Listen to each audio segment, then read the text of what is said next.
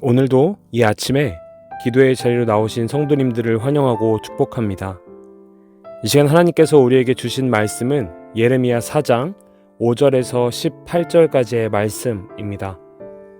너희는 유다에 선포하며 예루살렘에 공포하여 이르기를 이 땅에서 나팔을 불라 하며 또 크게 외쳐 이르기를 너희는 모이라 우리가 견고한 성으로 들어가자 하고 시온을 향하여 깃발을 세우라 도피하라 지체하지 말라 내가 북방에서 재난과 큰 멸망을 가져오리라.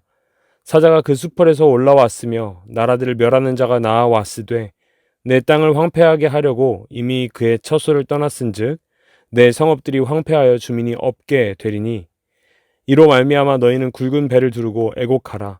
이는 여호와의 맹렬한 노가 아직 너희에게서 돌이키지 아니하였음이라.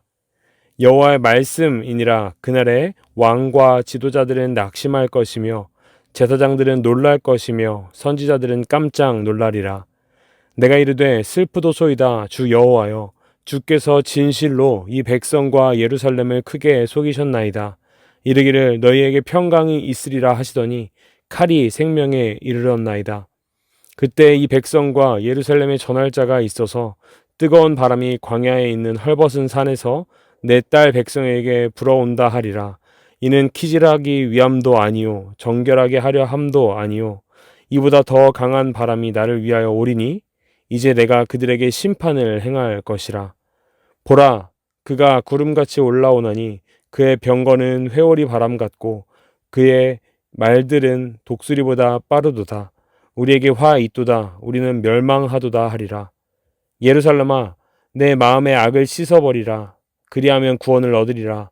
내 악한 생각이 내 속에 얼마나 오래 머물겠느냐. 단에서 소리를 선포하며 에브라임 산에서 재앙을 공포하는도다. 너희는 여러 나라에 전하며 또 예루살렘에 알리기를 애워싸고 치는 자들이 먼 땅에서부터 와서 유다 성읍들을 향하여 소리 지른다 하라.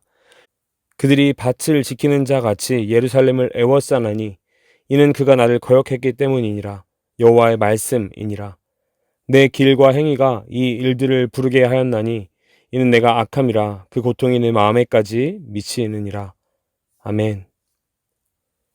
아직 하나님을 믿지 않는 사람들을 만나서 이야기하다 보면 가끔 이런 이야기를 듣곤 합니다. 하나님 믿기만 하면 구원받을 수 있다면 세상에서 마음껏 즐기고 살다가 죽기 전에 하나님을 믿으면 되는 것 아닌가요? 뭔가 똑똑해 보이고 완벽한 계획같이 보이죠. 하나님의 심판이 언제 이를지 알면 말입니다. 하지만 아무도 그 날을 알지 못합니다. 마태복음 24장 36절에서 예수님께서 이렇게 말씀하십니다. 그러나 그 날과 그 때는 아무도 모르나니 하늘의 천사도 아들도 모르고 오직 아버지만 아시느니라. 아멘. 오직 하나님만 아시는 그 때를 우리가 어떻게 알고 돌이킬 수 있을까요? 오늘 본문에 나오는 이스라엘과 유다 백성들의 모습도 이런 모습이었던 것 같습니다. 하나님의 일하심을 이미 지난 역사들을 통하여 알고 있고 하나님의 심판이 반드시 임할 것이라는 사실도 알고 있지만 그들이 우상 숭배하며 누리는 유익들이 얼마나 달콤한지 하나님을 떠나 돌이키지 못하는 모습들, 그래서 하나님을 예배하며 하나님과 함께하며 맛보는 기쁨보다는 우상 숭배하는 것을 더 기뻐하는 모습이 그들의 모습이었습니다. 하지만 하나님은 그들에게 이미 수차례 돌이키라고 경고하셨고 말씀하셨습니다. 그리고 이번 경고는 제법 무섭게 다가옵니다. 심지어 얼마나 그 말씀이 임박하게 다가왔는지 9절 말씀을 보면 여호와의 말씀이니라. 그 날에 왕과 지도자들은 낙심할 것이며 제사장들은 놀랄 것이며 선지자들은 깜짝 놀라리라 라고 말하며 제사장들과 선지자들도 놀랄 만큼 예측하지 못하게 심판의 메시지가 다가왔음을 볼 수 있습니다. 어쩌면 왕과 지도자들, 제사장들과 선지자들이 하나님의 말씀을 분별하지 못할 만큼 악한 상태일지도 모르겠습니다. 하지만 하나님은 이스라엘과 유다 백성들을 심판하여 벌하시기 위해서 이 메시지를 전한 것이 아니라는 사실을 우리는 분명히 알아야 합니다. 더 큰 심판, 분명한 그 심판이 이르기 전에 그들이 돌이켜 구원을 얻게 하시기 위해서 하나님은 백성들에게 돌이키라는 메시지를 전한 것입니다.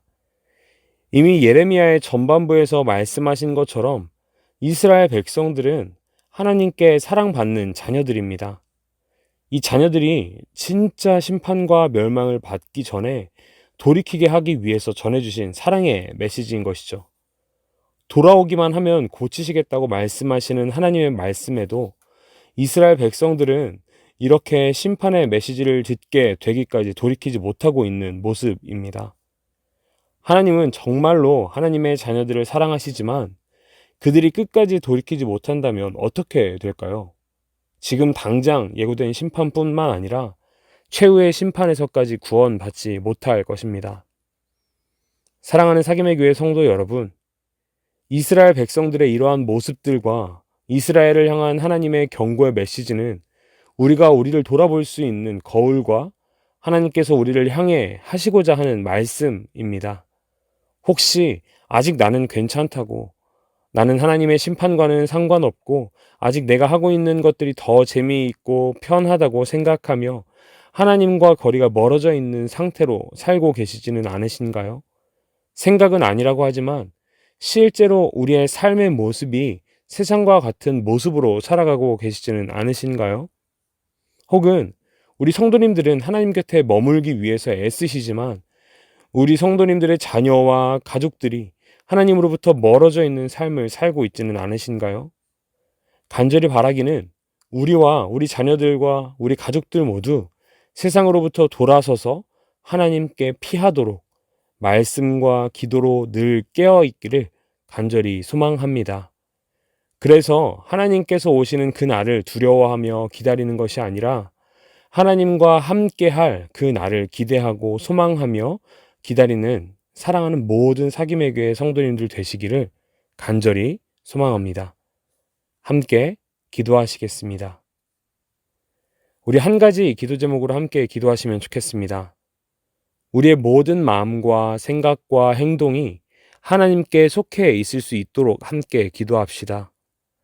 우리가 속해 있는 세상의 모습들과 같은 모습이 아니라 그들과는 다른 하나님의 백성다운 모습으로 살아갈 수 있는 우리가 되도록 날마다 힘써 기도하며 하나님의 음성을 듣게 해달라고 함께 기도합시다. 하나님, 내 삶의 모든 신경이 하나님의 말씀을 듣고 하나님을 따르는 데 집중하게 하소서.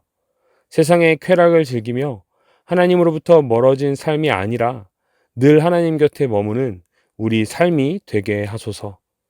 하나님께서 기뻐하시는 자의 모습으로 살아가게 하옵소서. 함께 기도하시겠습니다. 그리고 마지막으로 가져오신 기도 제목으로 함께 기도하며 나아가겠습니다. 개인을 위하여, 가정을 위하여, 교회를 위하여, 나라를 위하여 기도하시고 특별히 교회를 위해 기도하실 때 하나님이 예비하신 예배의 처소를 속히 발견하게 해달라고, 또 7월 한 달 동안 진행되는 모든 여름 사역 가운데 다음 세대가 하나님을 만나고 하나님을 더 사랑하는 시간 되게 해달라고 이러한 기도 제목으로 함께 기도하시겠습니다.